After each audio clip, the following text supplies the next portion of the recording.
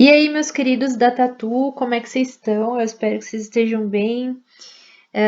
Hoje a gente vai continuar com o nosso conteúdo de filosofia, aula 3, tá? Eu espero que vocês tenham curtido a aula 2, tenham conseguido entender certinho. Saibam que qualquer dúvida, qualquer coisa, estou à disposição, tá bom? E vamos continuar.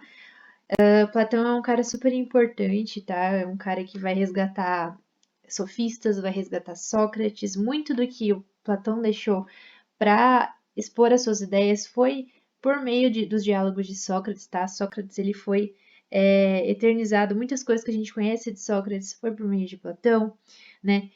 O Platão, ele teve bastante divergência em relação aos sofistas, assim como Sócrates. Então, é um cara muito interessante para a gente estudar e também cai bastante, tá? Vocês vão ver que na lista de exercícios que eu vou deixar disponibilizado para vocês, nossa, a maioria esmagadora é do Enem dos últimos anos, tá? Então, é bem interessante essa aula, bem importante, tá bom?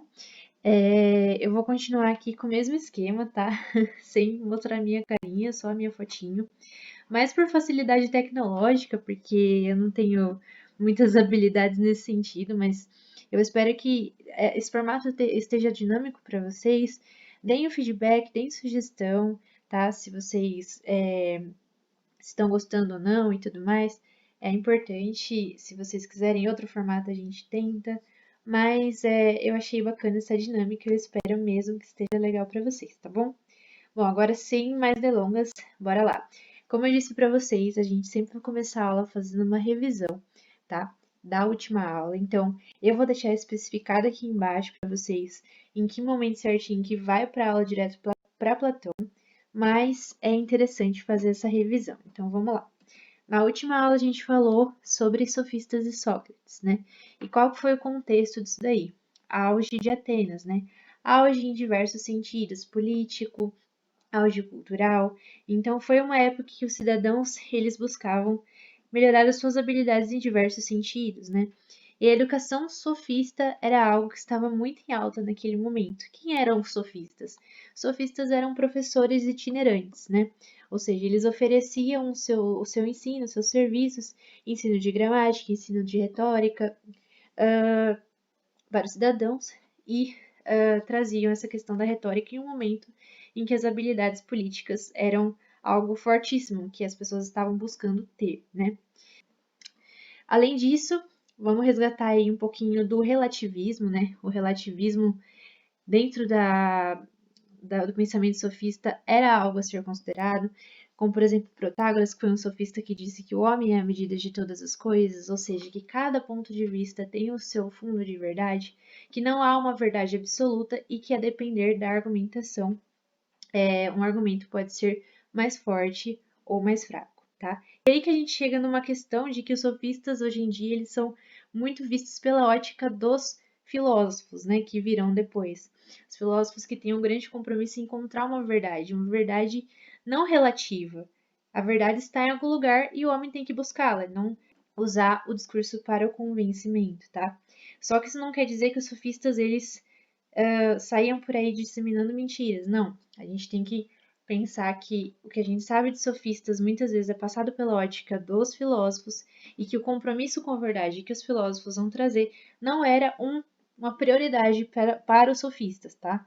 Mas a gente tem que fazer essa reflexão de que muito do que a gente sabe é por meio dos filósofos, tá? Mas os sofistas, eles tinham, sim, a sua forma de pensamento. E contribuíram muito com a educação naquela época de diversas pessoas, tá bom? E aí vem o Sócrates, né? Que depois dos pré-socráticos é o primeiro filósofo que vai dar continuidade a esse pensamento grego filosófico. Sócrates foi um cara famoso, um cara que atraiu muitos seguidores, né?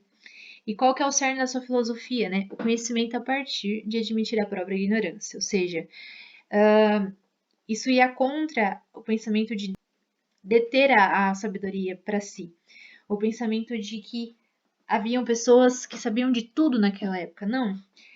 Tem lacunas nos nossos pensamentos, tem contradições nos nossos pensamentos. E ele ia desconstruindo essas contradições, essas lacunas, para encontrar de fato a verdade por meio do método dialético.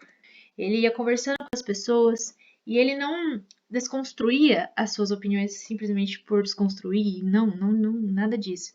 Mas sim encontrava, ele fazia uma diferenciação naquilo que era uma opinião, aquilo que era subjetivo e aquilo que era realmente um fato, uma verdade. E a partir de uma conversa com aquela pessoa, a partir de vários questionamentos, ia encontrando lacunas, contradições, quebrando umas ideias para conseguir chegar em outras ideias. Então, quais que eram as etapas desse método dialético, né? Primeiramente, a exortação, que é o convite ao diálogo. Indagação, que é a pergunta-mote, ou seja, vai introduzir o assunto daquele diálogo. Ironia, que é uma série de questionamentos, né? Então, é aí que vai encontrando lacunas, contradições, e vai fazendo essa série de perguntas até chegar numa ideia final, numa nova ideia, né, que é a maêutica, o parir de ideias, ou seja, vai fazer o nascimento, vai dar à luz a uma nova ideia. Sócrates, com isso, ele foi condenado por, abre aspas, corromper a juventude e introduzir falsos deuses, né? Assim como eu disse que ele teve muitos seguidores, também teve muitos inimigos por conta desses questionamentos constantes por Atenas. E ele vai até o fim com aquilo que ele acreditava. Ele não quis, para salvar a sua vida, para poupar a sua vida, ele não quis contradizer aquilo que ele tinha defendido até então. Não quis dizer que ele estava errado nem nada disso.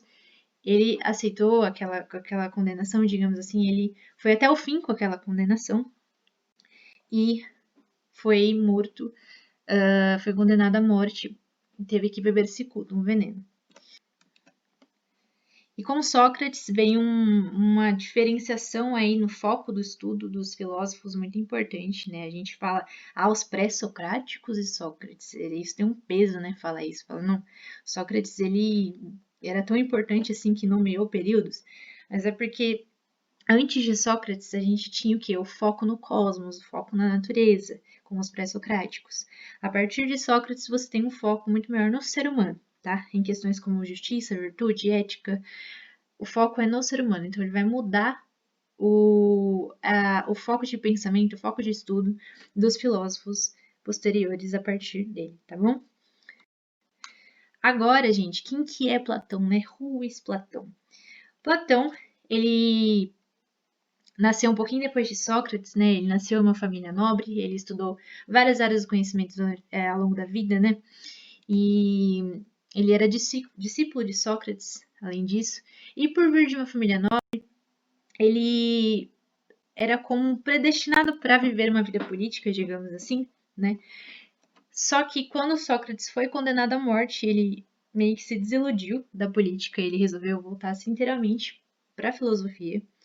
Então, depois de Sócrates ter sido condenado à morte, o Platão ele vai viajar, ele vai para a Itália, estuda matemática com os pitagóricos e quando ele volta, ele funda a Academia. O que foi a Academia? A Academia foi a primeira escola de filosofia, né? Primeira instituição de ensino superior do Ocidente. Então, essa aqui é a Academia de Platão, tá? Essa pintura ela é importante, ela se chama Escola de Atenas, que foi pintada por Rafael Samos, um pintor super importante. E lá, na academia, se podia estudar geometria, política, filosofia, tá? A filosofia que eles praticavam lá era por meio de diálogos, então trouxe o método socrático para a academia. Aqui nessa pintura, a gente pode ver as pessoas estudando, né? Você vê vários instrumentos na mão dessas pessoas e aqui elas poderiam se debruçar para nesses conhecimentos, né? Aqui no centro da imagem, gente, vocês vão ver duas figuras importantes. E isso faz com que essa imagem ela seja assim, bastante trabalhada, né? Então, pode ser que essa imagem caia em alguma prova sua, porque já caiu frequentemente, justamente por essa figura central aqui, ó, por esse recorte que nós temos de Platão na esquerda e Aristóteles na direita, tá? Vocês vão ver que um está apontando para cima, o outro está apontando para baixo. Isso é algo que a gente vai analisar e é importante. Por isso, não percam a aula de Aristóteles, tá? Eu já vou começar falando sobre essa imagem. E a comparação entre os dois é algo muito recorrente na filosofia e nos vestibulares, tá? Então, essa imagem é uma imagem bacana para você ter em mente. Mas antes de falar desse recorte, antes de falar dessa comparação entre esses dois filósofos, vamos olhar o contexto geral, né? Essa é a Academia de Platão, eu queria mostrar para vocês, tá bom? Houve tentativa de continuidade pelos neoplatônicos anos mais tarde, de perdurar essa academia, só que não aconteceu. Essa academia ela acabou sendo destruída pelo imperador Justiniano em 529, né? Definitivamente. Então, ela era considerada como uma ameaça ao cristianismo por ser resquício de uma cultura pagã. Então, tinha sido destruída quando a Grécia foi dominada por Roma, ou uma tentativa de continuidade pelos neoplatônicos. Neoplatônicos eram pensadores que surgiram posteriormente e que assim são conhecidos como neoplatônicos, mas as duas filosofias, na verdade, são diferentes deles e do platonismo. Mas, assim, eles são conhecidos. Então, houve uma tentativa de continuidade dessa academia, mas ela acabou sendo destruída, enfim. Mas ela foi muito importante. Antes de falar sobre o pensamento platônico, é importante que a gente entenda um conceito essencial, que é a metafísica, tá? Gosto muito da etiologia das palavras, então vamos analisar aqui. Meta significa além, e física, físico, né? Além do físico. Além do quê? Além do mundo natural. Físico aqui é o mundo natural em que a gente vive. Então, a metafísica, ela é admitir a existência de um mundo superior, de um plano superior. E esse plano superior, segundo Platão, seria alcançado apenas por meio do exercício da razão. É por isso que a gente fala que ele tem uma abordagem mais racionalista, mas cuidado com esse termo, porque racionalismo ele vai ser uma corrente de pensamento que vai surgir depois, na Idade Moderna, que a gente vai estudar, tá? Mas ele vai, com a metafísica, admitir que é um plano superior, que é um plano que vai além do físico, que transcende o físico, tá? Então a metafísica investiga as realidades que transcendem, que vão além da experiência sensível, aquilo que a gente experimenta aqui no nosso mundo natural, tá? Isso é muito importante. Então, pensou em metafísica de Platão, pensou na existência de um plano superior, tá? E essa metafísica ela vai abordar algo importantíssimo dentro da teoria de Platão, que foi a teoria das formas, tá? O que foi a teoria das formas de Platão, né? Platão ele vai ter um conhecimento na área da epistemologia, ou seja, da onde que vem o nosso conhecimento. Ele vai falar sobre o amor, ele vai falar sobre política, né? O que uma cidade ela precisa para ser bem governada. Então ele vai ter contribuição em várias áreas do conhecimento. E todas essas contribuições, elas vão ter uma grande influência dessa teoria das formas, né? Então é algo bem importante para a gente entender Platão. A teoria das formas vai admitir a existência de um mundo das ideias. E é aí que entra o plano superior que eu acabei de falar para vocês. Então vamos entender certinho isso daí. Quando a gente fala de Platão, e anotem isso, grifem isso, é importante lembrar dessa palavrinha aqui, ó. Dualismo. O que lembra dualismo para vocês? Dua Lipa. Dua Lipa é uma cantora maravilhosa, eu recomendo, mas não é o caso. Dualismo. Tudo aquilo que é dual, que possui dois lados. Dualismo vai admitir a existência de dois mundos, de duas coisas diferentes. No caso aí, o mundo das ideias de um lado e o mundo sensível de outro, tá? Mas vamos chegar lá. Além disso, esse dualismo, ele vai admitir a existência de um corpo e de uma alma. Isso é algo importantíssimo na filosofia do Platão, a existência de um corpo e de uma alma. Tá? O corpo ele vai estar intimamente relacionado ao mundo sensível e a alma ao mundo das ideias, tá? Mas o que é isso de mundo sensível, de mundo das ideias? Vamos entrar lá então. Para Platão, todos os objetos do mundo natural, eles são nada mais que uma representação, uma cópia imperfeita, de um objeto que reside em um plano superior, como eu falei para vocês. E esse plano superior ele é perfeito e imutável, ou seja, ele não se transforma. O que é, então, esses objetos do mundo natural? Aonde eles estão? Nesse mundo sensível, tá? Então, são objetos particulares, são objetos materiais, ou seja, que a gente consegue palpar, são mutáveis, ou seja, estão em constante transformação, e são imperfeitos, tá? Ele vai dizer que existe então esse mundo sensível, que a gente pode dizer que é esse mundo que a gente vive, que está relacionado ao nosso corpo, o que a gente vê, o que a gente toca, o que a gente sente, é o mundo em que a gente vive aqui, tá? Além disso, existe um plano superior, que se chama mundo das ideias, tá? Então, é importante lembrar que Platão vai admitir a existência desse mundo das ideias. Mas o que é esse mundo das ideias, né? O mundo das ideias é um mundo em que as coisas são perfeitas, imutáveis, ou seja, não mudam, são imateriais, então a gente não consegue tocá-las, tá? E o que ele vai dizer? Que tudo que existe no mundo sensível, aqui da direita, no canto direito da tela, tudo que existe nesse mundo sensível é uma cópia imperfeita desse mundo das ideias, tá? Então, vocês vão ver que ele propõe, então, dois mundos, dualismo, né? Dois mundos que são opostos. São mundos que um é imperfeito, o outro é perfeito, um tudo muda, o outro nada muda, e que tudo que a gente vê aqui no mundo sensível nada mais é que sombras, nada mais é que cópias, impressões de um mundo que a gente não consegue ver. Mas tem como a gente acessar esse mundo? Platão ele diz que a gente consegue se aproximar do mundo das ideias por meio do exercício da razão. Então, quando a gente filosofa, quando a gente pensa, quando a gente reflete, quando a gente questiona, a gente consegue se aproximar do mundo das ideias, tá? Esse mundo das ideias ele é também chamado por Platão de mundo inteligível, tá? Eu trouxe aqui um exemplo que eu achei bem bacana, que é do cachorro.